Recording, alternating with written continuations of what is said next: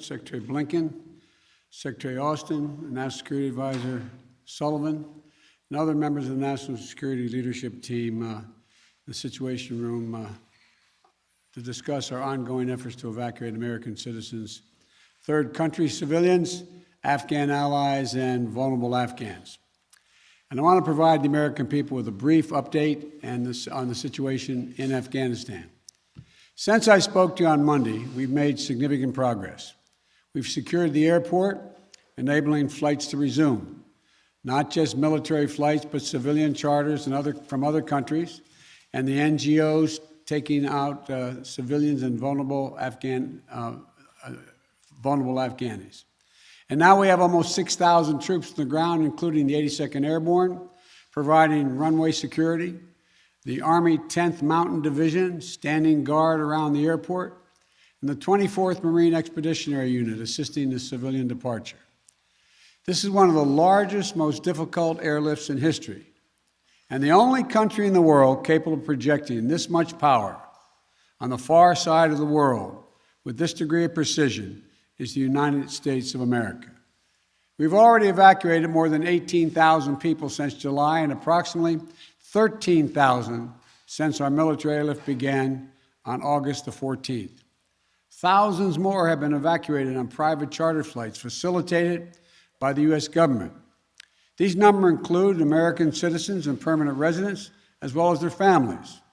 It includes SIV applicants and their families, those Afghans who have worked alongside us, served alongside of us, gone into combat with us, and provided invaluable assistance to us, such as translators and interpreters.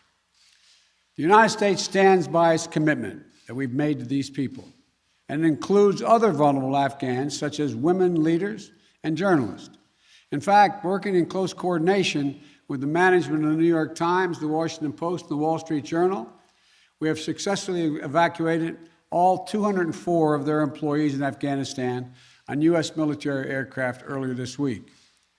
We've established the flow of flights, and we've increased the number of people we're moving out of the country. We paused flights in Kabul a few hours this morning to make sure we could process the arriving evacuees at their transit points. But our commander in Kabul has already given the order for outbound flights to resume.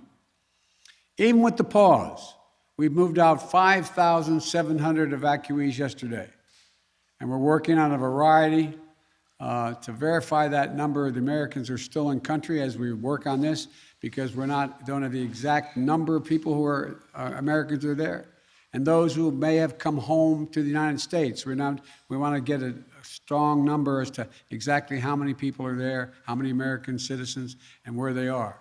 Just yesterday, among the many Americans we evacuated, there were 169 Americans who we got over the wall into the airport using military assets. We're also facilitating flights for our allies and our partners, and working in close operational coordination with NATO on this evacuation. For example, we provided overwatch for the French convoy bringing hundreds of their people from the French embassy to the airport. These operations are going to continue over the coming days before we complete our drawdown. We're going to do everything that we can to provide safe evacuation for our Afghan allies, partners, and Afghans who might be targeted because of their association with the United States. But let me be clear. Any American who wants to come home, we will get you home. But make no mistake, this evacuation mission is dangerous. It involves risks to our armed forces, and it's being conducted under difficult circumstances. I cannot promise what the final outcome will be, or what it will be, that it will be without risk of loss. But as Commander-in-Chief, I can assure you that I will mobilize every resource necessary. And as an American, I offer my gratitude to the brave men and women of the U.S. Armed Forces who are carrying out this mission. They're incredible. And as we continue to work the logistics of evacuation, we're in constant contact with the Taliban, working to ensure civilians have safe passage to the airport. We are particularly focused on our engagements on making sure every American who wants to leave can get to the airport. Where we have been seeing challenges with Americans, for Americans, we have thus far been able to resolve them. We've made clear to the Taliban that any attack on our forces or disruption of our operations at the airport will be met with swift and forceful response. We're also keeping a close watch on any potential terrorist threat at or around the airport, including from the ISIS affiliates in Afghanistan who were released from prison when the prisons were emptied.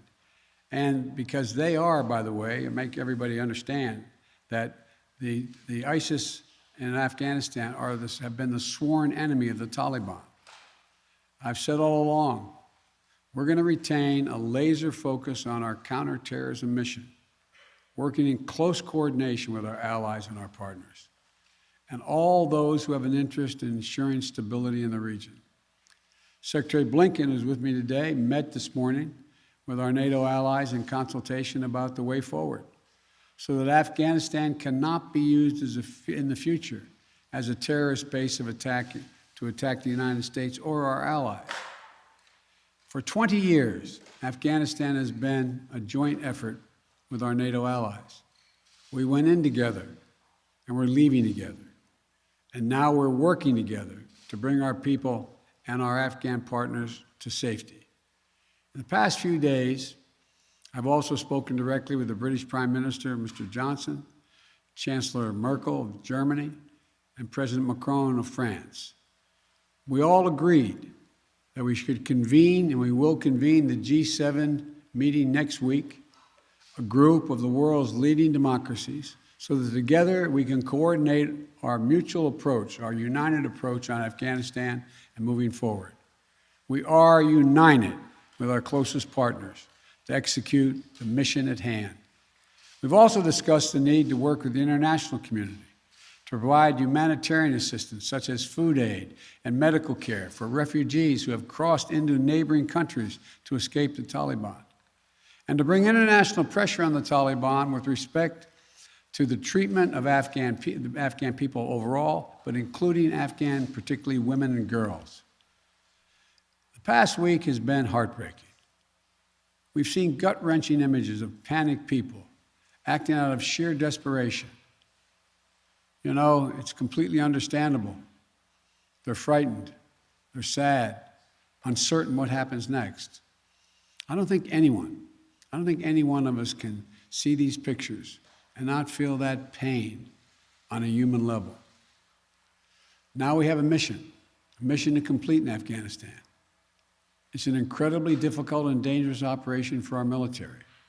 We have almost 6,000 of America's finest fighting men and women at the Kabul airport. And we're putting their lives on the line, and they're doing it in a dangerous place to save other Americans, our Afghan allies, and citizens of our allies who went in with us. You know, I talk to our commanders on the ground there every single day, as I just did an hour or so ago. And I made it clear to them that we'll get them whatever they need to do the job. They're performing to the highest standard under extraordinarily difficult and dynamic circumstances. Our NATO allies are strongly standing with us, their troops keeping sentry alongside ours in Kabul, as is the case whenever I deploy our troops into harm's way. I take that responsibility seriously. I carry that burden every day, just as I did when I was vice president and my son was deployed to Iraq for a year. There'll be plenty of time to criticize and second guess when this operation is over. But now, I'm focused on getting this job done. I would ask every American to join me in praying for the women and men risking their lives on the ground in the service of our nation. As events evolve over the coming days, my team and I will continue to share the information and update the American people on exactly where things are. We'll use every resource necessary to carry out the mission at hand and bring to safety American citizens and our Afghan allies. This is our focus now. And when this is finished, we will complete our military withdrawal and finally bring to an end 20 years of American military action in Afghanistan. Thank you. May God bless you, our troops, and our diplomats, and all those serving in harm's way. And now I'll take questions. AP, Zeke Miller. Thank you, Mr. President. You vowed that your election would usher in an era where the rules can count on America to live up to its promises. You promised to lead Afghanistan, but you also promised not to help to bring out those who helped America in its war effort. We've seen these heart-wrenching images at the Kabul airport of people trying to get there, say nothing of the people who can't get to that airport. You made the commitment to get American troops out, to get American citizens out. Will you make the same commitment to those who assisted in the American war effort over the last 20 years, number one? And then number two, what is your message to America's partners around the world who have criticized not the withdrawal, but the conduct of that withdrawal and made them question America's credibility on the world stage? I have seen no question of our credibility from our allies around the world. I've spoken with our NATO allies. We've spoken with NATO allies, the Secretary of State.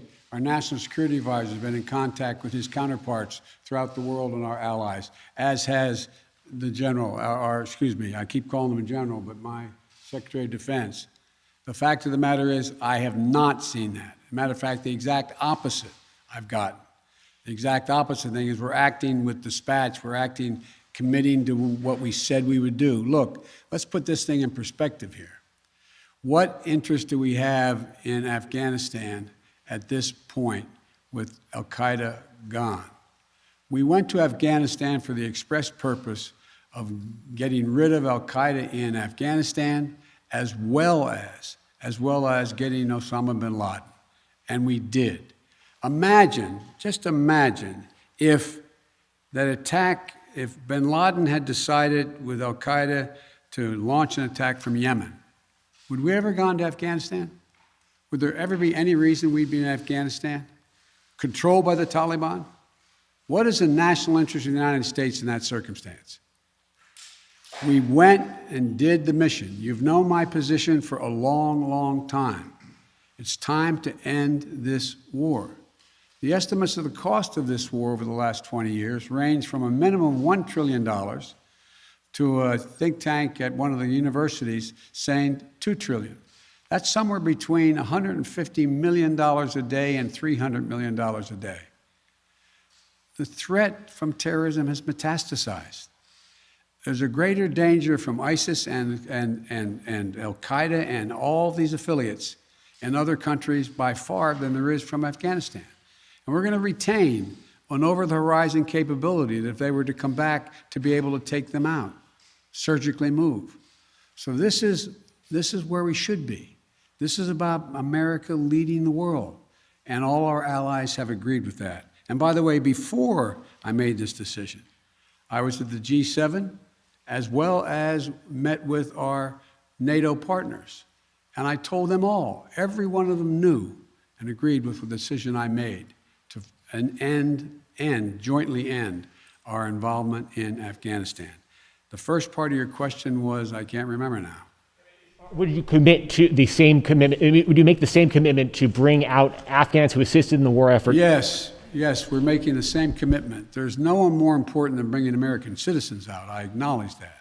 But they're equally important almost as all those SIVs, we call them, who in fact helped us. They were translators. They went into battle with us. They were part of the operation.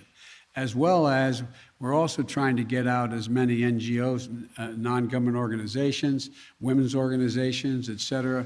We're doing all we can. In the meantime, Secretary Blinken and I am going to be working with our allies to see to it that we can bring international pressure on the Taliban they're looking to gain some legitimacy. They're going to have to figure out how they're going to maintain that country. And there's going to be harsh conditions, strong conditions we're going to apply, and it will depend on whether they get help based on whether or not how and well they treat women and girls, how they treat their citizens. So this is just beginning on that score. Stay past the 31st to make that happen, to bring all the Americans out, to bring those SIVs out? I think we can get it done by then, but we're going to make that judgment as we go. Now, Justin Sink of Bloomberg. Thank you, Mr. President. You just said that you would keep a laser focus on counterterrorism efforts and that you don't see as great of a threat of terrorism from Afghanistan as other parts of the world. But if you and your administration so badly misassessed how quickly the Taliban would sweep through Afghanistan, and we no longer have an embassy there from which to run intelligence operations, how can you at all be confident of your assessment of the risk of terrorism and the ability of the U.S. to conduct over-the-horizon missions to keep it in check? Can you tell Americans that they're safe and will remain safe from terror attacks in Afghanistan? I think you're comparing apples and oranges. One question was whether or not the Afghan forces we trained up would stay and fight in their own civil war they had going on. No one, I shouldn't say no one, the consensus was that it was highly unlikely that in 11 days they'd collapse and fall and the leader of Afghanistan would flee the country. That's a very different question than whether or not there is the ability to observe whether or not large groups of terrorists begin to accumulate in a particular area in Afghanistan to plot against the United States of America. That's why we retained an over-the-horizon capability to go in and do something about that if that occurs. But in the meantime, we know what's happened around the world. We know what's happening in terms of what's going on in other countries where there is a significant rise of terrorist organizations in the Middle East, in East Africa, and other places. And so the bottom line is we're dealing with those terrorist threats from other parts of the world and failed states without permanent military presence there. We have to do the same in Afghanistan. Sir, just on that initial assessment, we learned over the last 24 hours that there was a dissent cable from the State Department. Sure.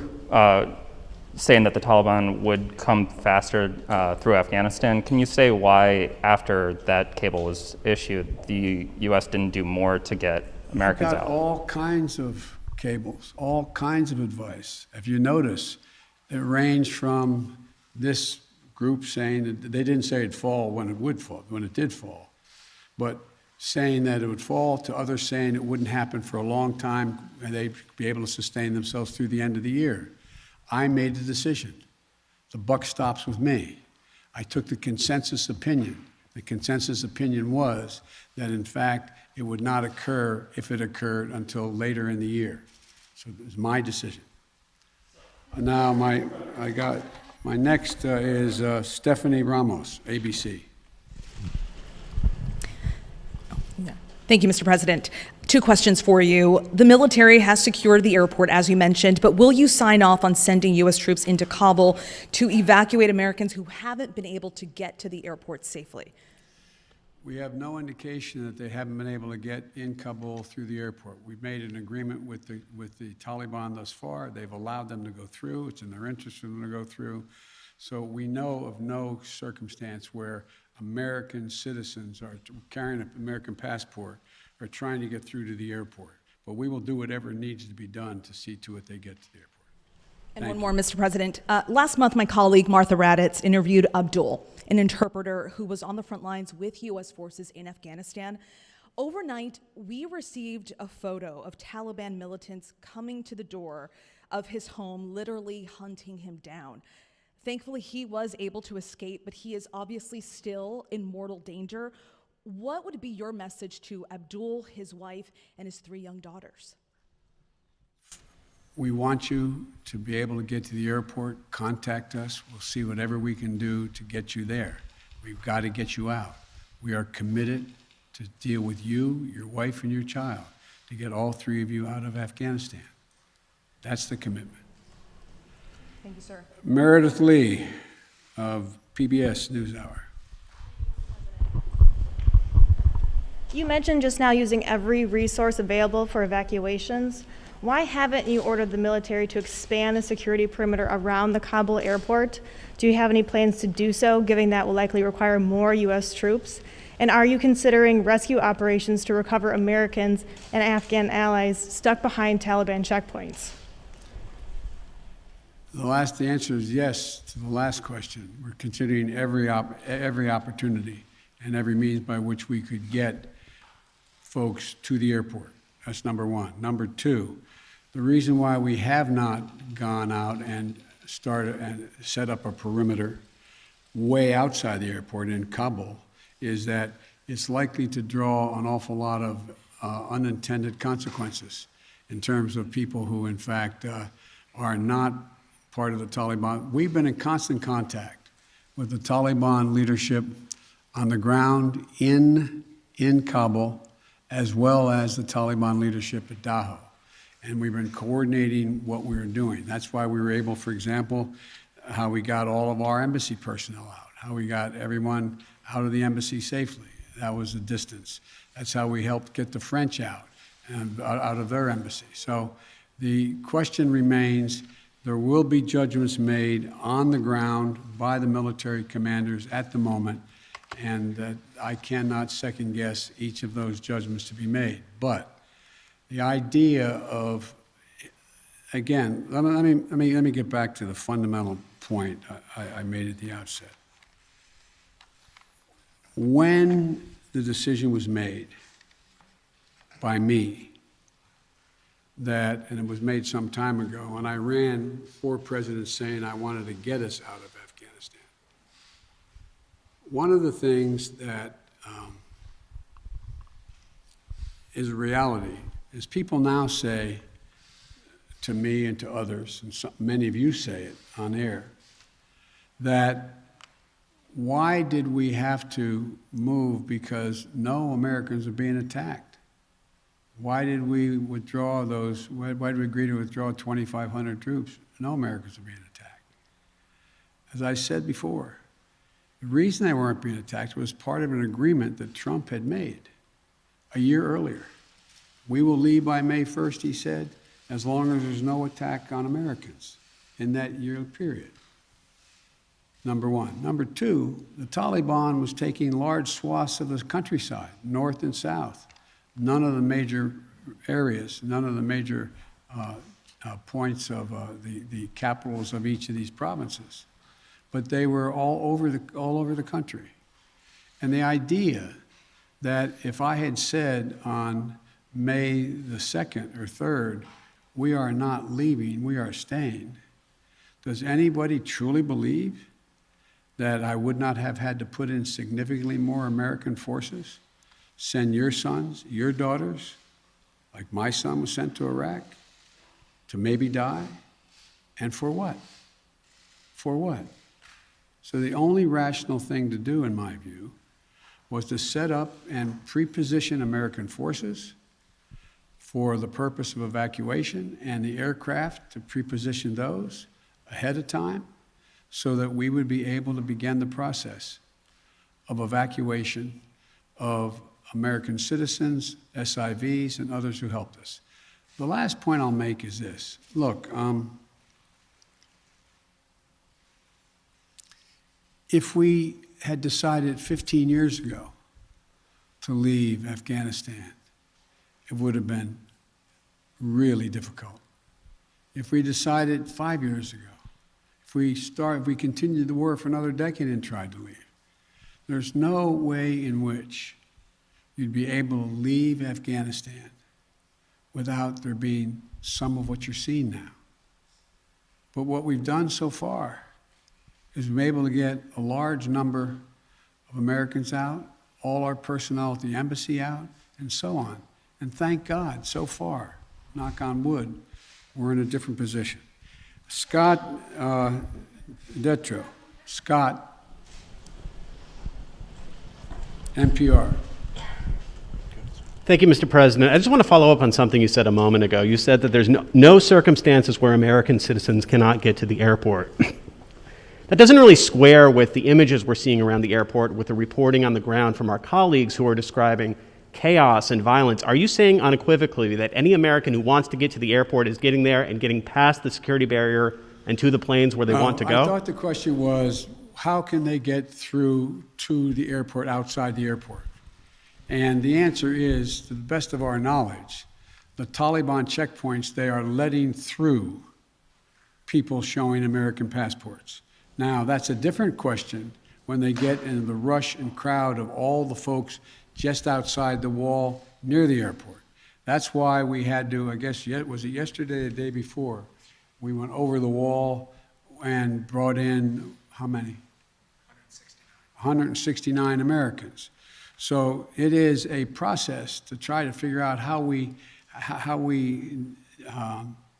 deal with the mad rush of non-Americans, those who didn't help, those who are not on the priority list, just any Afghan to be able to get out of the country.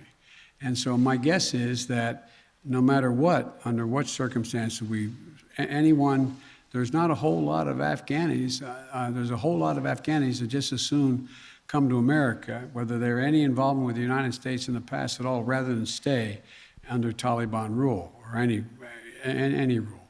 So what I was saying is that we have an agreement that they will let pass through the checkpoints that the Taliban control, let Americans through.